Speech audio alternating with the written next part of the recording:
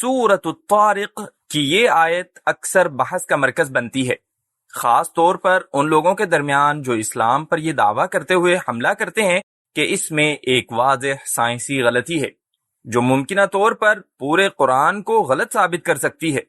لیکن کیا ایسا ہے؟ یہاں اللہ تعالیٰ فرماتے ہیں، اب انسان کو یہ دیکھنا چاہیے کہ اسے کس چیز سے پیدا کیا گیا ہے۔ اسے ایک اچھلتے ہوئے پانی سے پیدا کیا گیا ہے جو پیٹھ اور سینے کی ہڈیوں کے درمیان سے نکلتا ہے، اور دعویٰ یہ ہے کہ یہ مادہ جو انسان کی تخلیق کا ذمہ دار ہے وہ اس حصے سے نہیں بلکہ ایک مختلف عضو سے آتا ہے، اور اس کا مطلب یہ ہوا کہ اس آیت میں ایک واضح سائنسی غلطی ہے اور اس لیے یہ اللہ تعالیٰ کی طرف سے نہیں ہو سکتی۔ لیکن کیا یہ سچ ہے اور یہ کیسے ممکن ہے، اور ہم اس آیت کو صحیح طریقے سے کیسے سمجھ سکتے ہیں؟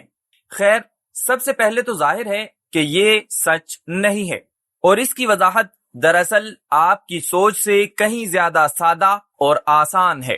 لیکن اس سے پہلے کہ ہم جواب کی طرف بڑھیں، میں آپ سے درخواست کرتا ہوں کہ اس سبق کے دوسرے حصے کو مت چھوڑیں، کیونکہ وہ خود جواب سے کہیں زیادہ اہم ہوگا۔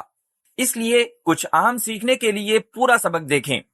جہاں تک جواب کا تعلق ہے، اس دعوے کی تردید دراصل کئی مختلف پہلوؤں سے کی جا سکتی ہے، لسانی طور پر، طبی طور پر، اور مانیے یا نہ مانیے تاریخی طور پر، اور بلاغت کے ذریعے بھی۔ آئیے دیکھتے ہیں کہ یہ کیسے ممکن ہے۔ پہلا، لسانی طور پر۔ آیت کہتی ہے یخرج من بین الصلب والترائب۔ اب اس خاص جملے میں ایک پوشیدہ ضمیر ہے جسے عربی میں ہم ضمیر مستتر کہتے ہیں۔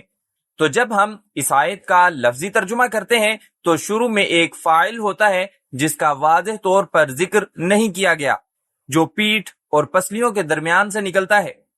یہ پوشیدہ ضمیر یقیناً اس مادے کی طرف اشارہ کر سکتی ہے جو کہ قریب ترین حوالہ ہے، لیکن یہ انسان کی طرف بھی اشارہ کر سکتی ہے جس کا ذکر پہلے ہوا تھا۔ لیکن یہ کیسے ممکن ہے؟ عربی گرامر میں یہ مکمل طور پر قابل قبول اور اکثر اسلوبیاتی طور پر طاقتور ہوتا ہے کہ ایک ضمیر، خاص طور پر پوشیدہ ضمیر، کسی دور کے حوالے کی طرف اشارہ کرے، بشرطے کہ سیاق و سباق اس کی تائید کرتا ہو۔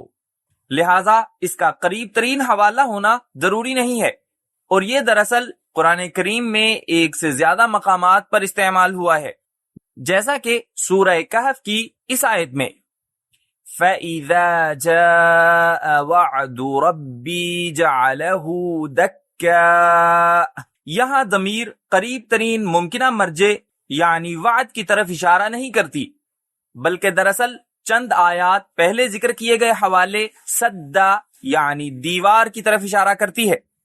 پھر بھی ہم سب سیاق و سباق کی وجہ سے اس حوالے کو بالکل ٹھیک سمجھ لیتے ہیں۔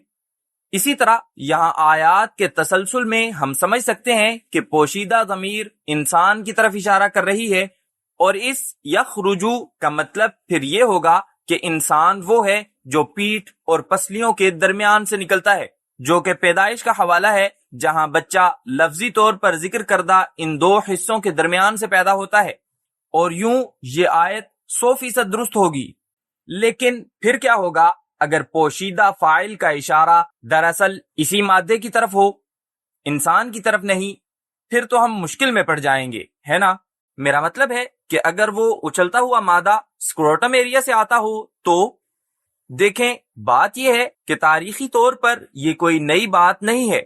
در حقیقت صحیح بخاری میں روایت ہے کہ نبی اکرم صلی اللہ علیہ وسلم کے صحابہ کرام رضوان اللہ علیہم اجمعین نے ایک بار آپ صلی اللہ علیہ وسلم سے جنگ کے دوران اپنی خواہشات پر قابو پانے کے لیے خود کو خسی کرنے کی اجازت مانگی تھی، لیکن نبی اکرم صلی اللہ علیہ وسلم نے یقیناً منع فرما دیا، مگر اس سے واضح ہوتا ہے کہ وہ جانتے تھے کہ یہ مادہ کہاں سے آتا ہے اور اسے جسمانی طور پر کیسے روکا جا سکتا ہے۔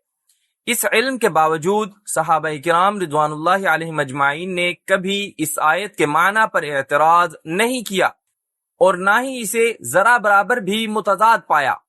تو اگر وہ جو عربی میں سب سے زیادہ ماہر تھے اور اس حقیقت کو جانتے ہوئے بھی اس آیت میں کوئی مسئلہ نہیں دیکھتے تھے، تو ہم یہ کیوں فرض کریں کہ ہم اس آیت کو ان سے بہتر سمجھتے ہیں؟ لیکن پھر بھی یہ کیسے تسلیم کیا جا سکتا ہے کہ یہ مادہ ریڑھ کی ہڈی اور پسلیوں کے درمیان سے آتا ہے؟ خیر، اس میں ایک بلاغت کا پہلو بھی ہے، لیکن یہ کیسے ممکن ہے؟ دیکھیں، جب ہم کہتے ہیں کہ بادشاہ نے جنگ جیت لی، تو کیا اس کا مطلب یہ ہے کہ بادشاہ نے ذاتی طور پر ہر سپاہی سے مقابلہ کیا؟ بالکل نہیں۔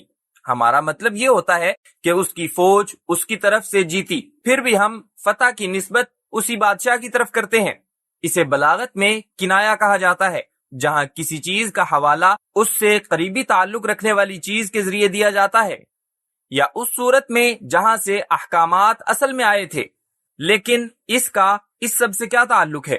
دیکھیں، یہ کہنا کہ یہ مادہ پیٹھ اور پسلیوں کے درمیان سے آتا ہے ایک مخصوص اعصابی نظام کے کنٹرول کا حوالہ یا کنایا ہے، جسے سومیٹک انرویشن کہتے ہیں، جو تولیدی عمل کو کنٹرول کرتا ہے، خاص طور پر اس حصے کو جو اچھلتے ہوئے مادے کو کنٹرول کرتا ہے۔ آپ اندازہ لگانا چاہیں گے کہ وہ اعصابی کنٹرول کہاں واقع ہے؟ وہ لفظی طور پر پیٹھ کی ہڈی اور پسلیوں کے درمیان ہے۔ اس سے بھی زیادہ حیرت انگیز بات یہ ہے کہ جنین کی نشو و نما کے دوران، یا سادہ الفاظ میں تولیدی نظام اپنی تشکیل اسی جگہ ریڑھ کی ہڈی اور پسلیوں کے درمیان شروع کرتا ہے، ایک ایسی حقیقت جو دراصل حال ہی میں دریافت ہوئی ہے۔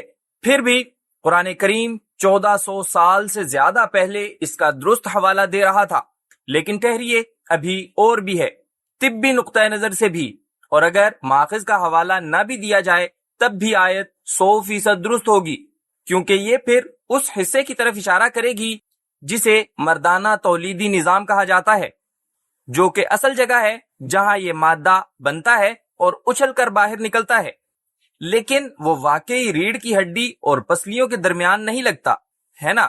دیکھیں، اگر آپ کو معلوم نہیں تو طبی طور پر اور میڈیکل امیجننگ میں اعضاء کو باقاعدگی سے ان کی پوزیشن کی بنیاد پر دوسروں کے درمیان بیان کیا جاتا ہے، چاہے وہ عمودی طور پر اوپر ہوں یا نیچے۔ تو مردانہ تولیدی نظام کو یقیناً ریڑھ کی ہڈی پچھلی طرف اور پسلیوں سامنے کی طرف کے درمیان والے حصے کے اندر تصور کیا جاتا ہے۔ تو ہاں، اس زاویے سے بھی اسے دیکھنا ممکن ہے۔ اور اس موضوع پر تحقیق کرتے ہوئے مجھے ذاتی طور پر جو سب سے حیرت انگیز بات ملی وہ یہ ہے کہ آپ اسے جس زاویے سے بھی دیکھیں، یہ جملہ، یہ آیت کسی نہ کسی طرح ان سب پر ایک ہی وقت میں اور بہت درست طریقے سے لاگو ہوتی ہے۔ کیا یہ معجزاتی نہیں ہے؟ اب اس سبق کے سب سے اہم حصے کی طرف چلتے ہیں۔ یہ جاننا ضروری ہے کہ قرآن کریم سائنس کی کتاب نہیں ہے، یہ ہدایت کی کتاب ہے اور اللہ تعالی کی طرف سے ہے۔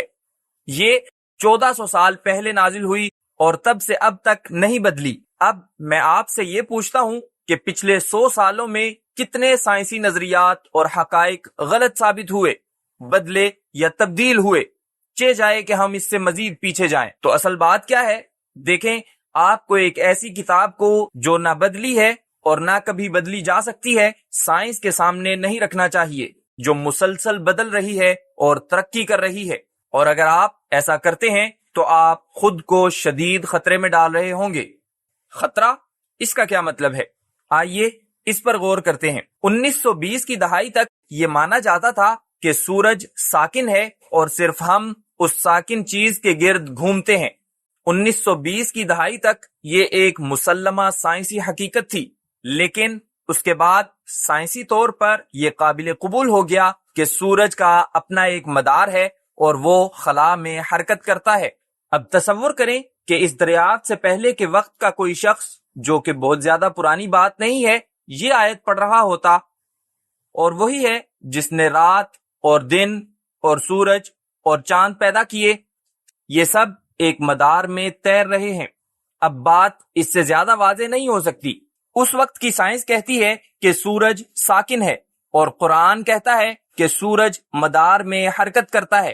آپ کیا سوچتے اگر اس شخص نے قرآن کو اس لیے رد کر دیا ہوتا کہ یہ سائنس کے خلاف ہے؟ اب ہم دیکھ سکتے ہیں کہ یہ فیصلہ کتنا احمقانہ ہوتا، کیونکہ اب ہم زیادہ جانتے ہیں۔ تو آپ کو کیسے معلوم کہ آج ہم جو بھی ایسا ہی معاملہ دیکھتے ہیں اسے شاید اب سے 50 سال بعد اسی نظر سے نہ دیکھا جائے؟ اصل نقطہ یہ ہے کہ قرآن ساکن ہے، کیونکہ یہ اللہ تعالیٰ کے لامحدود علم سے ایک مطلق سچائی ہے، لیکن سائنس بدلتی ہے، کیونکہ یہ ان محدود معلومات اور وسائل کا استعمال کرتے ہوئے حقائق تلاش کرتی ہے جو آج ہمارے پاس دستیاب ہیں۔ اسی لیے سائنس کبھی بھی مطلق سچائی کے لیے معیار نہیں بن سکتی۔ لہٰذا جب بھی آپ قرآن کریم میں کوئی سائنسی غلطی دیکھیں تو اس بات کو اچھی طرح یاد رکھیں۔ اگر آپ عربی میں قرآن سیکھنا چاہتے ہیں یا اس کی تجوید کو صحیح طریقے سے سیکھنا چاہتے ہیں تو لنکس ڈسکرپشن میں موجود ہیں۔ امید ہے کہ آپ نے آج کچھ نیا سیکھا ہوگا، اور انشاءاللہ ملاقات ہوگی اگلی ویڈیو میں۔